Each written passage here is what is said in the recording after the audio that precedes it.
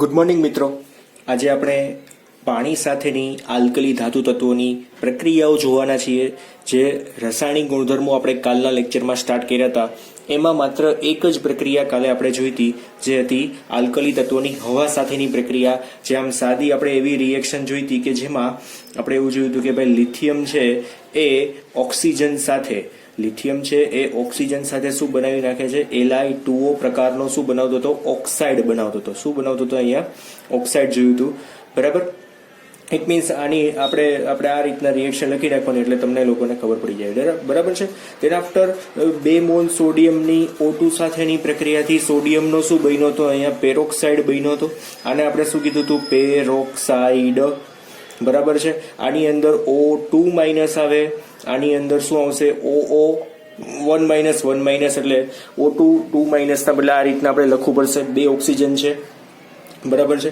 Then after એક આપણે જોયું હતું સુપર ઓક્સાઇડ MO2, જે કોણ આપી શકે છે? તો K, RB અને CS. આપણે આવું કંઈક જોયું હતું. પોટેશિયમ, રૂબિડિયમ અને સીઝિયમ જે MO2 પ્રકારના શું બનાવે છે?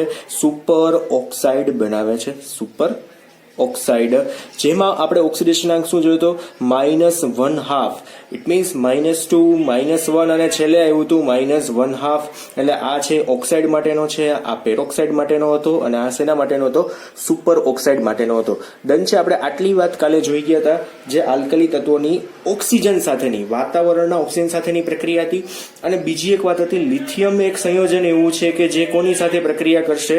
તો નાઇટ્રોજન સાથે પ્રક્રિયા કરીને શું બનાવી શકે છે? તો ત્યાં 3 મોલ્સ ઓફ Li શું બનશે? 3 moles of LiN 2 moles of 2 moles of Li3N, બરાબર છે. તો હવે આપણે આજે જોઈએ પાણી સાથેની આલ્કલી ધાતુ તત્વોની જે પ્રક્રિયા છે એની વાત કરીએ. તો પાણી સાથે આલ્કલી ધાતુઓ શું બનાવશે? તો જોઈએ અહીંયા આ પેલી લાઈન ખાસ, પાણી સાથે આલ્કલી તત્વો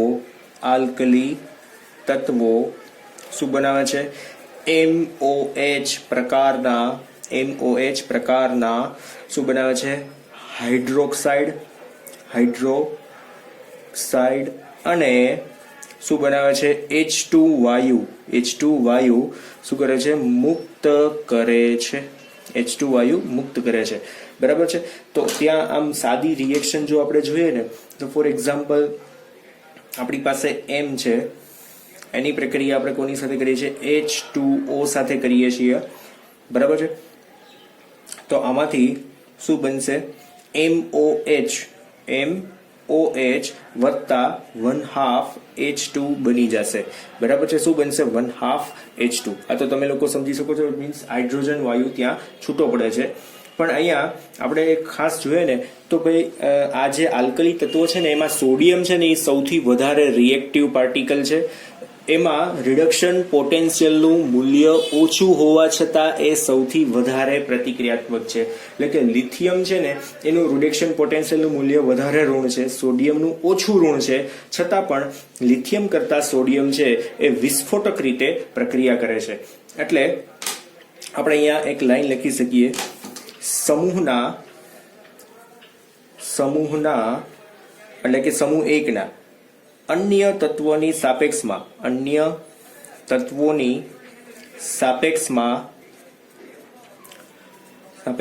સોડિયમ અપવાદરૂપ રીતે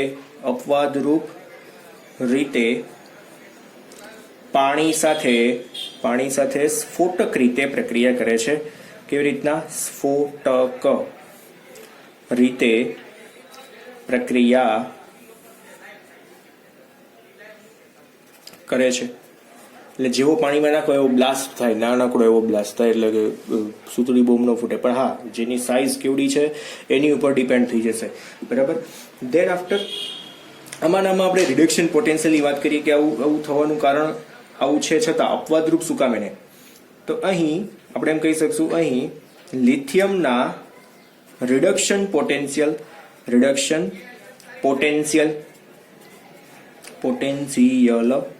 જેને આપણે સંજ્ઞા આપશું E0, બરાબર છે. આ સંજ્ઞાથી તમે દર્શાવી શકો નું મૂલ્ય કેવું છે? -3.04, એટલે કે વધુ ઋણ છે, જ્યારે Na ના E0 નું મૂલ્ય આપણે કન્ટિન્યુ લખી નાખીએ, હું રિડક્શન પોટેન્શિયલ નથી લખતો. E0 નું મૂલ્ય કેવું છે? -2.71 વોલ્ટ, જે કેવું છે? લિથિયમની સાપેક્ષમાં ઓછું કેવું છે? ઋણ છે, ઓછું ઋણ છે. છતાં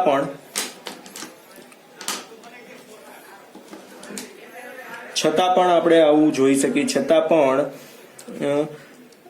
પ્રતિક્રિયાત્મકતા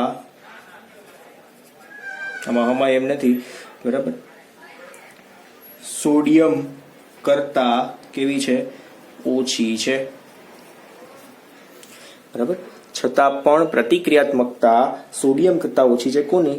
લિથિયમની. એટલે આ એક ખાસ આપણે ધ્યાનમાં લેવાનું છે. અહીંયા લિથિયમ છે એનો પોટેન્શિયલ -3.04 છે અને સોડિયમ છે એનો પોટેન્શિયલ -2.71 છે. છતાં પણ શું કહી શકાશે અહીંયા કે ભાઈ સોડિયમ છે એ વધારે પ્રતિક્રિયાત્મક છે, સ્ફોટક રીતે પ્રક્રિયા કરે છે, બરાબર છે. ત્યાર પછી એટલે પાણી સાથે ખાસ, અને સોડિયમને જેવો કેરોસીનમાંથી કાઢો એવો સીધે એની પ્રક્રિયા કરવી હોય ત્યારે જ કાઢવાનો.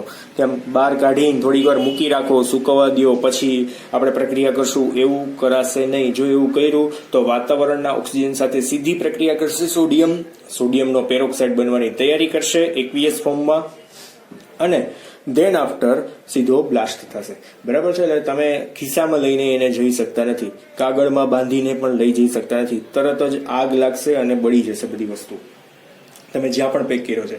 એટલે 100% સોડિયમને કેરોસીનમાં જ રાખવો પડશે, બરાબર છે. પછી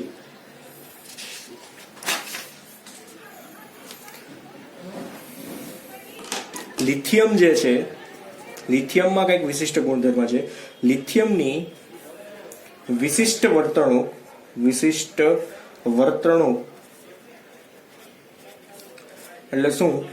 ઓછો વિસ્ફોટક, ઓછો વિસ્ફોટક છે એવું કંઈક આપણે કહી શકીએ લિથિયમની સાપેક્ષમાં. કાં તો છે જ નહીં, આ ઓછો આપણે એટલે લખીએ છીએ કે તો છે જ નહીં, બરાબર છે. એટલું બધું ખાસ નહીં, પણ ઓક્સાઇડનું પડ તો ફટાફટ લાગી જ જાય છે. ઓક્સાઇડનું પડ બહુ સિમ્પલ વાત છે કે તમે ઘરે સફરજન ખાવ છો અને એને તમે કાપીને થોડીક વાર મૂકી રાખો છો તો તમને સીધું એ અમુક સમય બાદ લાલ દેખાશે. એનું રીઝન છે કે એની ઉપરની જે સપાટી છે, જે મોસ્ટ રિએક્ટિવ સપાટી ખુલી ગઈ છે એક વખત તમે કાપી નાખ્યું છે એટલે, તો એ ભાગ છે ને એ વાતાવરણના ઓક્સિજન સાથે, માત્ર ઓક્સિજન સાથે રિએક્શન કરશે, ઓક્સિડેશન થશે. એટલે ઉપરના ભાગમાં જે ન્યુટ્રિશન તમને જે મળવાના છે એ બધા કેવા થઈ જાય? બળી જાય છે.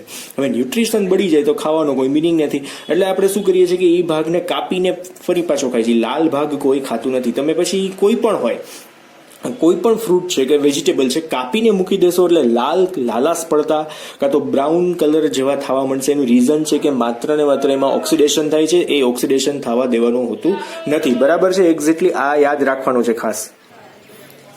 આ જે ગુણ એની અંદર જોવા મળે છે એ કોના લીધે હોય છે ખરેખરની અંદર? તો વર્તણૂક એ આપણે કન્ટિન્યુઅસ લખીએ, એ તેમના નાના કદ નાનું છે સમૂહની સાપેક્ષમાં, અને ઊંચી જલીયકરણ એન્થાલ્પી, અને ઊંચી જલીયકરણ એન્થાલ્પીના લીધે, એન્થાલ્પીના કારણે જોવા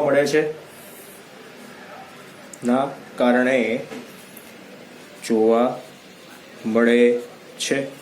બરાબર છે. આ એક્ઝેક્ટલી દેખાય છે.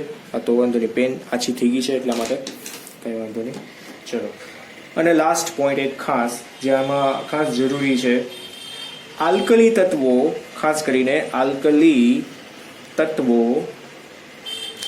પ્રોટોન દાતા સંયોજનો. કેવા? પ્રોટોન દાતા સંયોજનો કયા હશે? તો એમાં આલ્કોહોલ.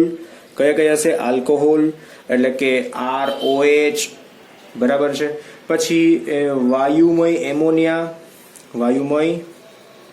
એમોનિયા એટલે કે NH3, અને આલ્કાઇન એટલે કે કેવા હશે આલ્કાઇન? તો RC ટ્રિપલ બોન્ડ C અને R, કાં તો આપણે અહીંયા એચ રાખી દઈએ, સોરી એચ, કેમ કે હાઇડ્રોજનની સાથે રિએક્શન થવાની છે તો આપણે એને એચ રાખી દઈએ અને હું કાઢી નાખું છું અને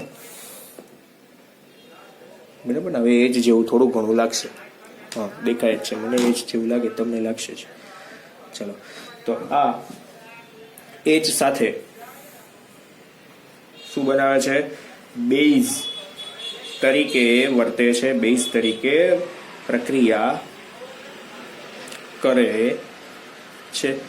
બરાબર, સાદી રિએક્શન જોઈ છે કઈ રીતના રિએક્શન થાય આની અંદર, તો બહુ સિમ્પલ વાત છે કે ROH છે, O અને H છે, એની પ્રક્રિયા આપણે દાખલા તરીકે સોડિયમ સાથે કરી તો અહીંયા રિએક્શન થઈને શું બનશે ખબર છે, RO અને પાછળ કોણ જોઈન્ટ થઈ જશે ખબર છે, અહીંયા Na જોઈન્ટ થશે, વત્તા છૂટું શું પડશે તો 1/2 H2. બરાબર છે. અને આ સોડિયમ જે આલ્કોક્સાઇડ છે એ બેઝિક ગુણધર્મ ધરાવે છે, અથવા તો તમે એમ કહી શકો કે સોડિયમ પોતાના ઇલેક્ટ્રોન કોને આપી દેશે, અહીંયા હાઇડ્રોજનને આપશે, હાઇડ્રોજનના ઇલેક્ટ્રોન કોણ લઈ જાય છે, ઓક્સિજન લઈ જાય છે, ધેટ્સ વાય. બરાબર, એટલે સોડિયમ પોતાના ઇલેક્ટ્રોન કોને આપશે, હાઇડ્રોજનને આપશે, તો અહીંયા બેઝ તરીકે વર્તે છે એવું પણ આપણે કહી શકીએ ખરી. કોણ, આ આલ્કલી તત્વો જે છે એ.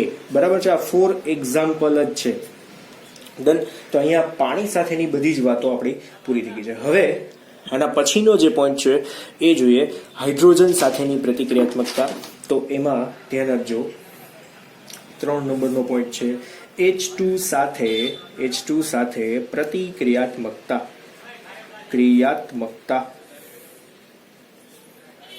બરાબર, તો આની અંદર આગળ વધીએ. H2 સાથે સામાન્યતઃ હાઇડ્રાઇડ જ આપે છે, એમાં કોઈ નવીન નથી વસ્તુ. એક પેન નવી લઈ લો એટલે તમને. ચલો, H2 સાથે પ્રતિક્રિયાત્મકતા. હવે એની અંદર વાત કરીએ તો કઈ રીતની રિએક્શન આપશે, તો દાખલા તરીકે આપણી પાસે 2 મોલ્સ ઓફ M છે, જેની પ્રક્રિયા H2 સાથે થાય એટલે શું બનાવશે, 2M+ અને H- પ્રકારના શું બનાવશે, હાઇડ્રાઇડ બનાવશે. એટલે આલ્કલી ધાતુના હાઇડ્રાઇડ જે છે એ સામાન્યતઃ આલ્કલી ધાતુના હાઇડ્રાઇડ કેવા હશે, આયોનિક હશે, અને એમાં હાઇડ્રોજન ઉપર જે ચાર્જ છે ને એ ખાસ જોવાનો છે, કેવો હશે, માઇનસ ચાર્જ હોય છે. અને એક ખાસ વાત કે એમાં લગભગ જે પ્રક્રિયાઓ થાય છે એ સામાન્યતઃ આપણે જો પ્રક્રિયા એક લખીએ કે ભાઈ સોડિયમ સાથેની તમે પ્રક્રિયા લખો છો, 2 moles of Na react with H2, તો અહીંયા ટેમ્પરેચર આવશે 673 કેલ્વિન, 673 કેલ્વિન તાપમાને પ્રક્રિયા થશે અને સોડિયમનો હાઇડ્રાઇડ બનશે. પણ જો તમે એ જ પ્રક્રિયા લિથિયમ સાથે કરશો તો લિથિયમમાં અપવાદરૂપ રીતે એ પ્રક્રિયામાં તાપમાન અતિશય વધારે જરૂર પડશે, લગભગ 1073 કેલ્વિન તાપમાને પ્રક્રિયા થશે અને 2 moles of LiH અહીંયા આપણી પાસે બનશે.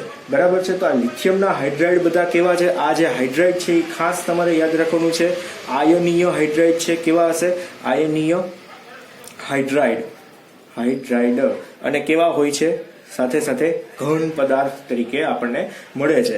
અને તેમના ગલન બિંદુ અને ઉત્કલન બિંદુ કેવા હોય છે, ખાસ ઊંચું હોય છે. કોનું, લિથિયમના હાઇડ્રાઇડનું. બરાબર છે, તો આયનીય છે એ સહસંયોજક પ્રકૃતિ પણ સાથે ધરાવતા હોવાને લીધે એની અંદર ગલન બિંદુ આપણને ઊંચું જોવા મળે છે, બાકી બધા એની અંદર આવું જોવા મળતું નથી. એટલે આ સ્પેશિયલી લિથિયમ માટેની આખી વાતને તમારે યાદ રાખવાની છે, જે MCQમાં પૂછાઈ શકે છે. તો આ હાઇડ્રાઇડ સાથેની પ્રતિક્રિયાત્મકતામાં આટલી જ વાત આવશે. ધેન આફ્ટર આપણે 4th વન જોઈએ, એના પછીની રિએક્શન જોઈએ. એમાં ધ્યાન આપજો, હેલોજન સાથેની પ્રતિક્રિયાત્મકતા. X2 સાથે પ્રતિક્રિયાત્મકતા. બરાબર છે, તો H2 સાથે કઈ રીતના રિએક્શન થવાની છે એ જોઈએ. X2 ની અંદર બહુ સિમ્પલ વાત છે, ધ્રુવીભવનની વાત આવશે આની અંદર, તો એ પણ આપણે વ્યવસ્થિત સમજવી પડશે. X2 સાથેની પ્રતિક્રિયાત્મકતા કઈ રીતના રિએક્શન થશે, તો પહેલી એક રિએક્શન જોઈ નાખીએ. 2 moles of M react with કોની સાથે પ્રક્રિયા કરશે, X2 એટલે કે હેલોજન સાથે પ્રતિક્રિયાત્મકતા. અને એમાં પણ શું બનાવશે, આયનીય હેલાઇડ સંયોજન બનાવશે. કેવા બનાવશે, આયનીય હેલાઇડ. એટલે 2 moles of M પ્લસ અને X માઇનસ એ પણ કેવા બનશે, આયનીય હેલાઇડ. M બરાબર કોણ, તો Li NaK પછી કોણ આવશે, Rb અને CS. દરેક વખતે કેવું ન પડે. બરાબર છે, વેર અહીંયા M ઇક્વલ ટુ કોણ, તો K Li Na આરબી અને સીએસ. હવે એ આગળ પાછળ ક્રમ લખાઈ ગયા તો ચાલે, એમાં કઈ વાંધો નહીં. પણ એમ ઇક્વલ ટુ શું છે એ તો તમને ખબર હોવી જોઈએ. હવે ખાસ આની અંદર જે વિશિષ્ટ ગુણ છે એ આપણે જોવાનો છે આની અંદર, કે ખાસ કરીને LIX જે છે, આ ખાસ પોઈન્ટ યાદ રાખવાનો છે. LIX માં અંશતઃ શું સહસંયોજક બંધ બને છે. થોડા ઘણા અંશે સહસંયોજક પ્રકૃતિ છે. મેં અહીંયા કીધું શું કે આ કેવો હેલાઇડ છે? આયનીય હેલાઇડ છે. આયનીય પ્રકૃતિ છે, કેમ કે પ્લસ અને માઇનસ ચાર્જ આવ્યા તો આયનીય પ્રકૃતિ છે, બરાબર. પણ કંઈક અંશે એની અંદર સહસંયોજક પ્રકૃતિ છે. એનું કારણ શું છે? એનું કારણ શું છે કે Li પ્લસ આયનનું શું આવશે? નાનું કદ. Li પ્લસ આયનનું નાનું કદ અને ઊંચી ધ્રુવીભવન ક્ષમતા. ઊંચી ધ્રુવીભવન ક્ષમતા. હવે આ ધ્રુવીભવન ક્ષમતા છે શું? પહેલા તો ધ્રુવીભવન શું છે, બરાબર, એ આપણે જોઈએ તો ખાસ કે તમે લોકો એક વસ્તુ સમજી ગયા છો કે આયનિક કદની અંદર જો વાત કરીએ તો લિથિયમ આયનનું કદ સૌથી નાનું છે, બરાબર. આપણે અહીંયા આયનિક કદ માટેની વાત કરીએ, પછી Na પ્લસ આવે, પછી કોણ આવે? K પ્લસ આવે, ધેન આફ્ટર કોણ આવશે? પોટેશિયમ, રૂબિડિયમ અને સીઝિયમ, અને છેલ્લે કોણ આવશે? CS plus. આપણે આ કોની વાત છે? આયનીય કદ. તો સમૂહની અંદર લિથિયમ આયનનું કદ સૌથી નાનું છે અને એની ધ્રુવીભવન ક્ષમતા ઊંચી છે. તો ધ્રુવીભવન કોને કહેવાય? તો ધ્રુવીભવન માટેની વાત લખીએ. ધ્રુવીભવન ડેફિનેશન શું આવશે એની? કે ઋણ આયન ના ઇલેક્ટ્રોન વાદળનું શું આવશે? ધન આયન દ્વારા વિકૃતિ થવાની ક્રિયાને, હમણાં હું દોરીને પણ કહું છું, ક્રિયાને શું કહેવાય? ધ્રુવીભવન કહે છે.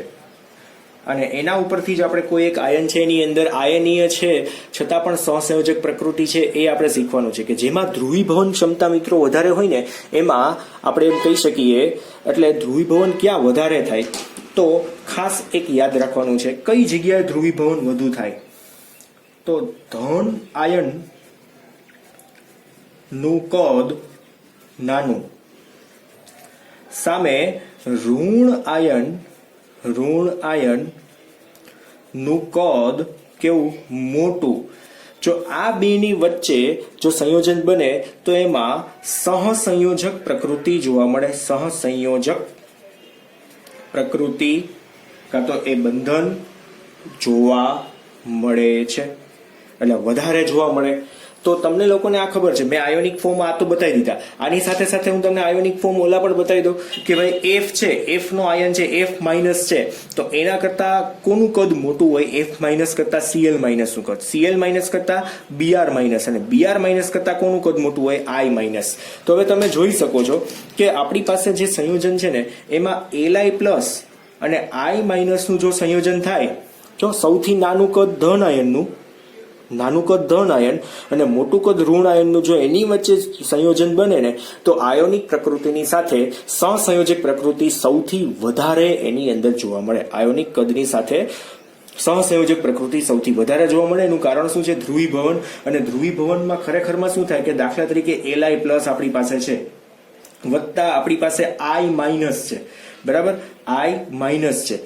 એટલે અહીંયા હું આના માટે હું કદ દોરું છું. દાખલા તરીકે આનું કદ આટલું જ છે, પણ I માઇનસ નું કદ છે ને આમ જો મોટું દોરું છું, તો એમાં શું થશે કે I માઇનસ નું કદ સૌથી મોટું છે. તો તમને ખબર જ છે આની અંદર હેલાઇડમાં તમે જોઈ શકો છો, બરાબર. તો એના લીધે શું થશે? એનું વિકૃતિકરણ થશે અને અહીંયા ફાઇનલી જે બનશે એમાં કેવું સંયોજન બનશે ખબર છે? Li અને I સંયોજન તો બની જ જવાનું છે, પણ એની ફરતે શું થશે? આ જે મોટું વાદળ છે એ કોની સાથે કનેક્ટ થવાનું છે? હવે આ નાના વાદળ સાથે કનેક્ટ થઈ જશે, બરાબર છે. આ વિકૃતિકરણ થાય, એમની વચ્ચે જે બંધ બને છે એમાં સહસંયોજક પ્રકૃતિ જોવા મળે છે. આપણે અહીં લખી શકશું મોટું કદ આ તમને ખબર પડશે, મોટું કદ અને અહીંયા શું આવશે, નાનું કદ. ધન આયનનું નાનું કદ, ઋણ આયનનું મોટું કદ, બરાબર છે. એમની વચ્ચે જે બંધ બને છે એ આયોનિક તો હશે, સાથે સાથે સહસંયોજક પ્રકૃતિ પણ ધરાવે છે એવું કહી શકીએ. એટલે આમાં આપણે ડેલ્ટા પ્લસ કહી શકીએ, આની ઉપર ડેલ્ટા માઇનસ પણ કહી શકીએ. એટલે આંશિક ધન વીજભાર, આંશિક ઋણ વીજભાર એવો શબ્દ આપણે અહીંયા ઉપયોગમાં લઈ શકશું. બરાબર છે. આ ખાસ એટલે આપણે ફાઇનલી કહી શકીએ, આમાં ફાઇનલી લાસ્ટ લાઈન હું તમને કહી દઉં છું, ખાસ આ જોવા જેવી છે કે આઈમાં શું આવશે, આઈ માઇનસ નું કદ કેવું છે, મોટું હોવાથી શું આવશે, એલઆઈ પ્લસ આયન, આઈ માઇનસ આયનના વિદ્યુત વાદળનું શું કરે છે, વધુ વિકૃતિકરણ કરે છે, વધુ વિકૃતિ લાવે છે, એમ કહીને કે વધુ વિકૃતિ લાવે છે, જેથી LI સૌથી વધુ શું ધરાવે છે, સહસંયોજક પ્રકૃતિ ધરાવે છે.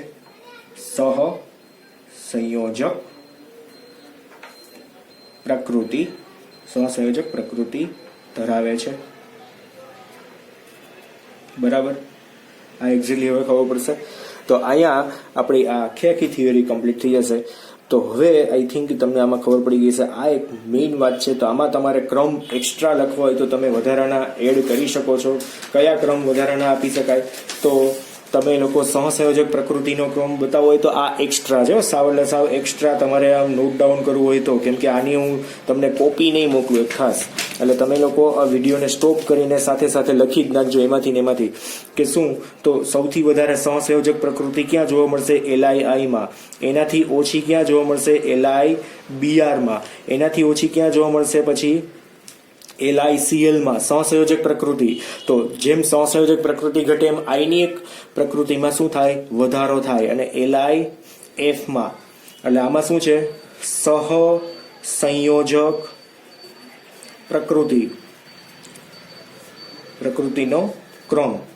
તો સહસંયોજક પ્રકૃતિનો ક્રમ જેમ ઘટે, ટૂંકમાં સહસંયોજક પ્રકૃતિ ઘટે તેમ આપણે સાથે લખી શકીએ, તેમ શું આવી જાય, આયનીય પ્રકૃતિ શું થઈ જાય, વધે.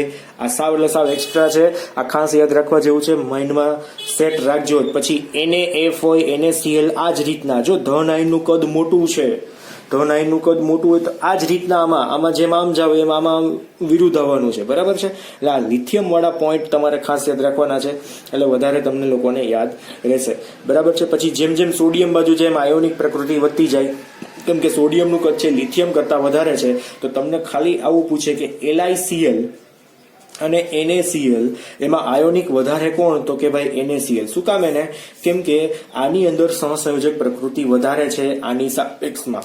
બરાબર છે. LiCl-માં શું છે, સહસંયોજક પ્રકૃતિ વધુ છે, સહસંયોજક પ્રકૃતિ વધારે જોવા મળે છે. આ ખાસ તમારે યાદ રાખવાનું છે. સહસંયોજક પ્રકૃતિ વધારે છે, આની અંદર શું છે, આયનિક પ્રકૃતિ. એટલે કોની અંદર આયોનિક પ્રકૃતિ વધારે, તો NaCl-માં આયોનિક પ્રકૃતિ વધારે, LiCl-માં સહસંયોજક પ્રકૃતિ વધારે. આમાં થોડા ઘણા અંશે આયોનિક ગુણ હોય જ, Li પ્લસ Cl માઇનસ હોય જ, પણ છતાં પણ NaCl છે એમાં આયોનિક પ્રકૃતિ વધારે છે. એ કયા ગુણ ઉપરથી, તો આ ધ્રુવીભવન ઉપરથી આખું આપણે પોઈન્ટ સમજી ગયા. એવું હોય તો બીજી વખત પણ આ લેક્ચરને ખાસ તમે જોઈ લેજો અને બીજા ન્યુસન્સને ખાસ નિગ્લેક્ટ કરજો. ઇમ્પોર્ટન્ટ પોઈન્ટ્સ આજે આપણે જોયા છે બધા જ. કયા જોઈ લીધા હતા. પાણી સાથેની પ્રક્રિયા, જેમાં રિડક્શન પોટેન્શિયલની વાત કરી હતી, વધારે હોવા છતાં અપવાદરૂપ રીતે સોડિયમ છે સ્ફોટક રીતે પ્રક્રિયા કરે છે. અને આલ્કલી તત્વો સાથે સોડિયમ જે બેઝ તરીકેની રિએક્શન આપે છે, એ પણ ખાસ કયા NH3 આલ્કોહોલ અને આલ્કાઇન સાથે. બરાબર. અહીંયા બેઝિક તરીકેનો ગુણધર્મ છે, પોતાના ઇલેક્ટ્રોન સોડિયમને આપે, કેમ કે આના ઇલેક્ટ્રોન કોણ લઈ જતું હોય, ઓક્સિજન. જેના H2 સાથે હાઇડ્રેટ આપે છે, જેમાં બે જુદા જુદા તાપમાન યાદ રાખવાના છે. LiH છે આયનીય હાઇડ્રેટ છે, જેના ગલનબિંદુ ઊંચા હોય છે અને ઘન સ્વરૂપે હોય છે. ઘન સ્વરૂપ બરાબર. પછી H2 સાથેની પ્રક્રિયાની અંદર આપણે ખાસ વાત કરેલી છે ધ્રુવીભવન માટેની. આ ખાસ તમારે યાદ રાખવાનું છે. મોસ્ટ ઇમ્પોર્ટન્ટ MCQ માટે આ પોઈન્ટ તમારે ખાસ યાદ રાખવાનો છે. તેમ છે. હવે આના પછીનો 5 અને 6 નંબરનો ટોપિક છે એ કાલના લેક્ચરની અંદર આપણે જોશું. થોડોક લાંબો છે એટલા માટે આજના લેક્ચરમાં એને આપણે જોતા નથી. એટલે રિડક્શન કર્તાની પ્રકૃતિ અને પ્રવાહી એમોનિયા સાથેની પ્રક્રિયા કાલના લેક્ચરમાં જોશું. કરી લેજો. ઘણું બધું સમજવા જેવું હતું. લોટ્સ ઓફ MCQ આની અંદરથી બનેવા છે. તો અહીંયા સુધી રાખીએ. Thank you.